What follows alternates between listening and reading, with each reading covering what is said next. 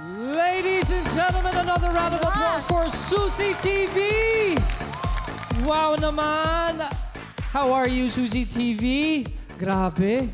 Ang sexy ng boses, ang ganda ng boses. Parehas kaya kami ng nararamdaman ng Judge Detectives. Miss Pops. I love her performance. We all agree dito, lahat kami nag-agree, ang sexy ng quality, ng hagod ng boses niya, no? At alam ko, napakahirap nung kanyang, kasi I'm sure mabigat yung Susie TV na nakakabit sa kanyang ulo, but hindi yun na, hindi napigilan ng kanyang performance. So, natulala kami ng slide. Habang nag-iisip kami, kasi nag-iisip kami eh. Any guesses kung sino sa tingin mo? Kasi ang pinaka-clue na hinahawakan ko lang sa mind ko is Cebuana. Tama ba ako, Bisaya? Sabi niya kanina kasi, Mayong Gabi. Oo, yes. Mayong Gabi. So, ang kakilala ko lang ng mga, madami mga Cebuana. Siyempre, si Shireen Regis. Rehis. Shireen Rehis. Si Dulce. Dulce. Mga Hindi naman Cruz. si Dulce yan. Ay, oo Clan ng nga. Cruz. Okay. Ba't ako tumutulong sa kanila? Bakit mo kami... pwede na rin. Sige, sige. Pero hindi talaga ako sure. Hindi ako Hindi ko alam. Ikaw naman, Nadine. Honestly, meron akong idea. Kaso lang hindi rin ako masyadong sure. Pero with her voice kasi and the song choice, Familiar. feeling ko bata eh. Mas younger. Mga sino? Siguro mga early 20s, ganon. Kasi napapansin ko, karamihan ng mga singers ngayon na mas bata, yung boses nila parang very pop-ish. Yes. Na Yung timbre ng Oo, boses iba nila. eh. Nag-base ako doon sa may singer na mom. And then may dad na nag-artista and kumakanta. Kasi nakasama ko before si Sir Dingdong Avanzado. And meron siyang daughter na alam kong kumakanta. Napakagaling. Which is si Jada. Pero hindi ko nakikita ko lang yung, syempre sa social media, nakikita ko lang Pero siya pwede, doon. si Jada, pwede yan. Pwede yan. Good Yun guess. So naisip ko, yun yung Good naisip guess. ko. Medyo malayo ang Dulce at Jada. Pero ayos yan. Maganda yan. Maganda ang kompetisyon to. Magtatampo rin kami mamaya.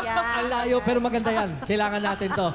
Sir Arthur, ikaw naman. Yung una ko po talagang napansin, ay yung naisip ko, si Tayla, pero hindi naman siya Bisaya.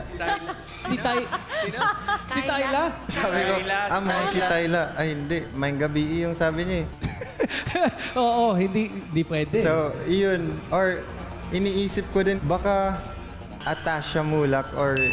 Atasha Mura. Nakakanta na si Atasha ngayon, ha? Atasha Mura. Yes, yes. Pero napapansin ko, may parang similarities eh. Sexy yung boses niya. Naku, Arthur Neri, napaka-sexy ng boses niya.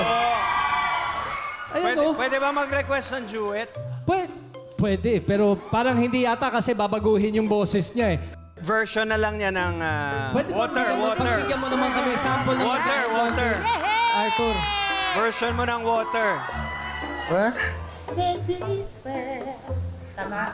Miss Pops, tulungan niyo po. Ikaw na. Actually, hindi naman. Kahit hindi yun yung kanta. Kahit anong kanta. Kasi gusto ko lang yung similarity Yun. ng pagka-sexy ng boses. Kanta mo. Water, Kasi gusto namin water. marinig Kaya mo ang yun. sexy voice mo, Arthur. Kanta ko? Kanta mo. Arthur Neri. You'll be safe in my romance, baby. Labels fading, but I see you craving for more. Nakita nyo, biglang gumalaw si Susie TV. Pwede. Nung kumanta ka, Arthur. Baka kilala mo. Hindi natin alam. Any guesses? Text ka na lang sa akin.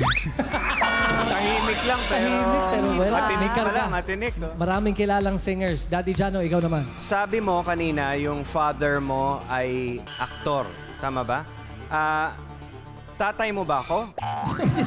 Na hindi ko alam. Hindi, ang tanong. Yung daddy mo ba may nakatrabaho na sa amin? Uy! Ako? Daddy mo, nakatrabaho ko. Okay. Tandaan nyo, nag-start ako, 3 years old ako ah. Maraming tatay ang inikutan ko. Di mo ako maloloko. Yen Durano. Yen Durano? Pwede! Ba? Yen Durano? Si Yenny po. Nag-walk out. Nag-walk out. Kala ko, Yen, Hindi pa tapos. Yenny. hindi pa tapos ang laban. Pangalawa pa lang to, Hindi pa guys. tapos. Galing mo dun. galing mo doon. Pero maganda. Maganda ang mga yung mga guesses. Boses. Bakit yun yung hula mo? Ganyan ang boses ni Yen eh. Tapos yung build. Ha? Daddy niya si DJ. Nakatrabaho mo na. Nakatrabaho ko si Sa anong pelikula? DJ Durano. Moron 5. Oo. Nakatrabaho ko na si DJ. Ba, ang gagaling ng mga judge detectives natin, ha?